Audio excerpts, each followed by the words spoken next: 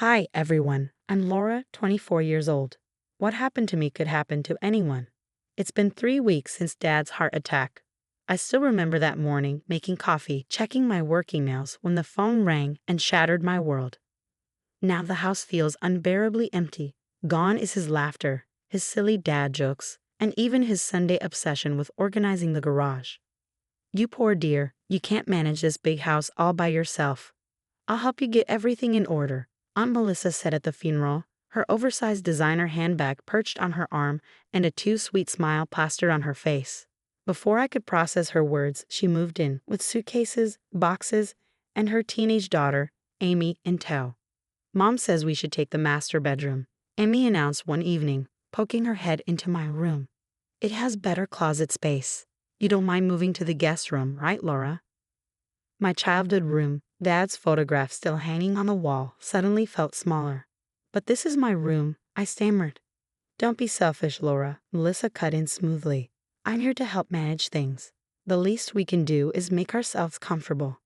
When my boyfriend James visited that weekend, he noticed the change immediately. Babe, why are all your things in boxes? Aunt Melissa thinks it's better this way, I said, avoiding his gaze. She knows how to run a household. This is your house, he reminded me. Your dad wouldn't want. Please, James, I interrupted. I can't fight right now. I'm so tired. Sarah, our neighbor, dropped by with casseroles and a worried look. Honey, I've been watching your aunt take over. Your daddy would be worried sick. But I couldn't confront Melissa. She was Dad's only sister, and I kept hearing his voice in my head. Family sticks together. Glob. Dad's lawyer, Marcus, called twice, but Aunt Melissa always answered. Laura's resting. The poor thing is so overwhelmed, she'd say before hanging up. Of course, she never passed on the messages. The house began to change. My family photos were replaced by Melissa's modern art. Amy's friends lounged by the pool while I ran myself ragged trying to keep up with Melissa's endless demands. The windows need washing again, Laura, she'd say. Oh, and don't forget to prepare dinner for 8.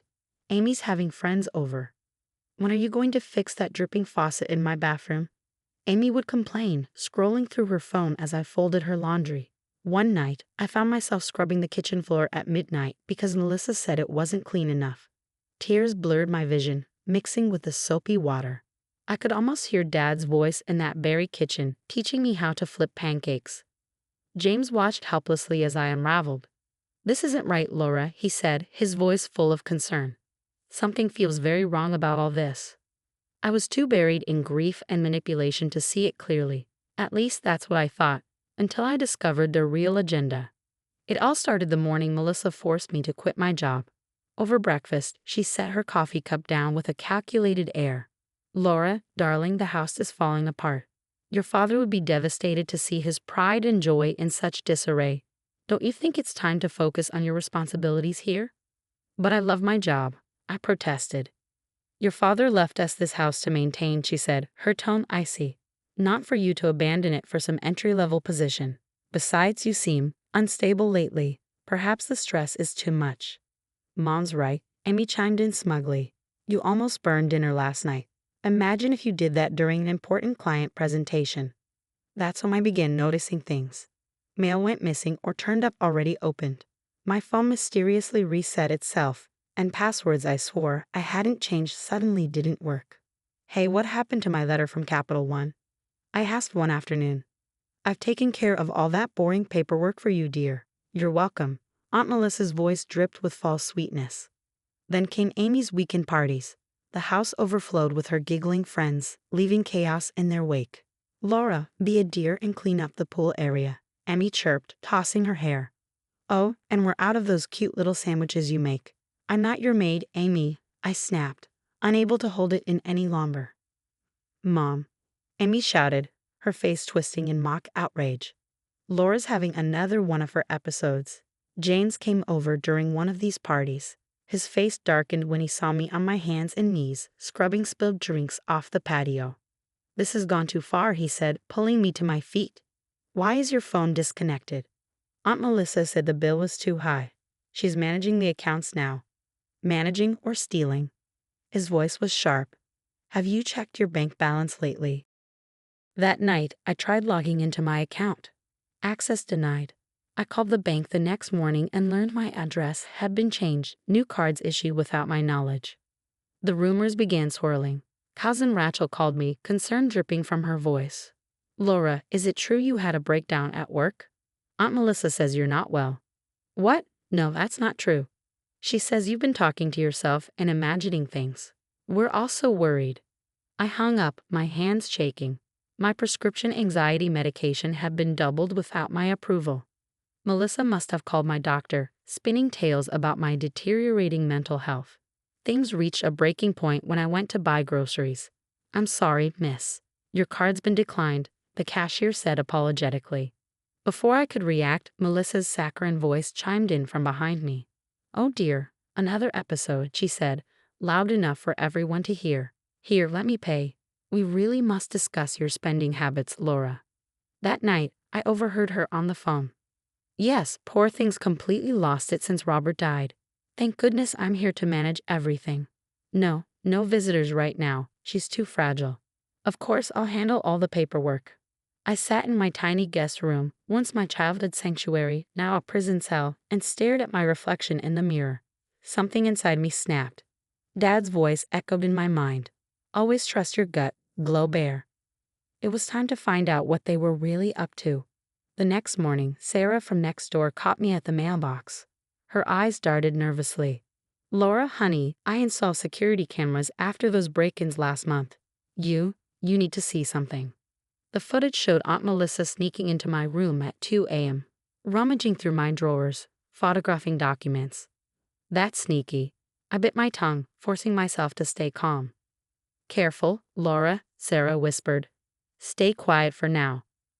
James was waiting in my kitchen later that day, and he wasn't alone. Marcus, Dad's lawyer, stood beside him, his expression grim. I've been trying to reach you for months, Laura, he said. Your father's will, the house, everything, it's all yours. Only yours. What? My voice shook, but Aunt Melissa said, she has no legal right to be here. The documents she's been showing people, poorly forged. Look at this signature date. Your father was in the hospital that day. My hands trembled as I examined bank statements James had gathered. Melissa had been systematically draining my accounts, setting up transfers, redirecting my inheritance. A sudden crash from Sarah's window made us jump. Amy stood frozen, her phone in hand. I was just recording us, she stammered. Like Mom taught me. Her face crumbled under the weight of her guilt. You don't understand, she whispered. Mom said we deserve this house. She said Uncle Robert promised it to her. She's going to have you committed. She's got doctor statements, fake prescriptions. Amy, I interrupted gently. Your mom is using me. And you. Tears welled up in her eyes. I know, the trust fund she promised me, it's gone. She gambled it away years ago. That's why we really came here. James squeezed my hand. We've got enough to stop her. No, I said, surprising everyone. Not yet. Over the next 2 weeks, we quietly gathered evidence. Sarah's cameras caught Melissa shredding documents and making late-night calls. James installed hidden audio recorders. Amy, racked with guilt, started slipping us information. Mom's meeting with a shady lawyer tomorrow, she whispered one night.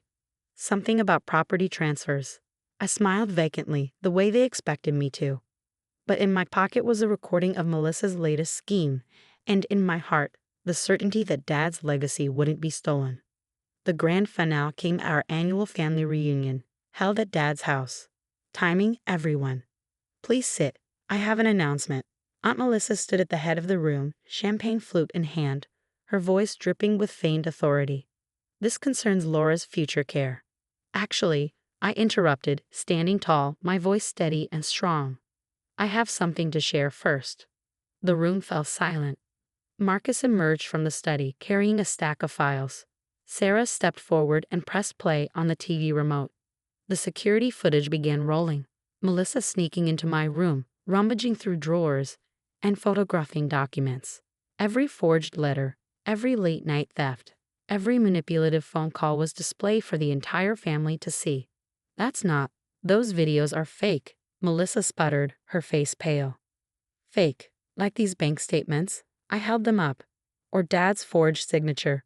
Or maybe the doctor's letters you fabricated. Amy burst into tears. Mom, you promised we wouldn't get caught. The room erupted into chaos. Aunt Rachel dropped her wine glass, shards scattering across the floor. Uncle Pete pulled out his phone, dialing his lawyer. You ungrateful little. Melissa lunged toward me, but James stepped between us, his expression unwavering. The police have copies of everything, I said calmly, and the bank's fraud department is very interested in your creative accounting. Within hours, Melissa's carefully constructed world collapsed. The police arrived with warrants, uncovering not just her schemes against me, but a trail of similar scams spanning years. At the hearing, Marcus presented a damning case. Your Honor, he began. My client's aunt attempted to steal her inheritance through systematic fraud and psychological manipulation. The defendant mortgaged her own home to cover gambling debts and used her niece as a pawn to sustain her schemes. Melissa's social standing crumbled as her secrets came to light. Amy, overwhelmed by guilt, approached me after the sentencing. Laura, I'm so sorry, she said, tears streaming down her face. I didn't know about the gambling. I didn't realize how far Mom would go. I met her gaze, my voice calm but firm. Actions have consequences, Amy. Your college fund was just another casualty of your mom's choices. With Melissa gone, I began rebuilding my life. I returned to work, earned the promotion I'd been striving for, and threw myself into restoring Dad's house. Every trace of Melissa's presence was erased, her modern art replaced with Dad's photos, his laughter and legacy reclaiming the space. Sarah helped me plant a new rose garden in the backyard. Your father would be so proud of you, Laura, she said one evening, her voice full of warmth. One evening in that same garden, James knelt before me. The twilight painted the sky in hues of pink and gold, and his voice trembled slightly as he spoke. Laura, these past months have shown me your strength, your resilience, and your heart. I can't imagine life without you. Marry me. The ring sparkled, a symbol of a brighter future, so different from the darkness we had overcome. What would you do if someone close to you was gaslighting and manipulating you while stealing your inheritance? Would you confront them immediately or quietly gather evidence like I did? Share your thoughts in the comments below. I'm especially curious to hear from those who've dealt with toxic family members. How did you handle it? If you want to hear more stories about standing up to manipulative relatives and reclaiming control of your life, hit that subscribe button and turn on notifications. Together, we can help others recognize the signs of financial and emotional abuse before it's too late. Remember, sometimes the most dangerous wolves come dressed as family sheep. Stay strong, stay vigilant, and never let anyone make you doubt your worth.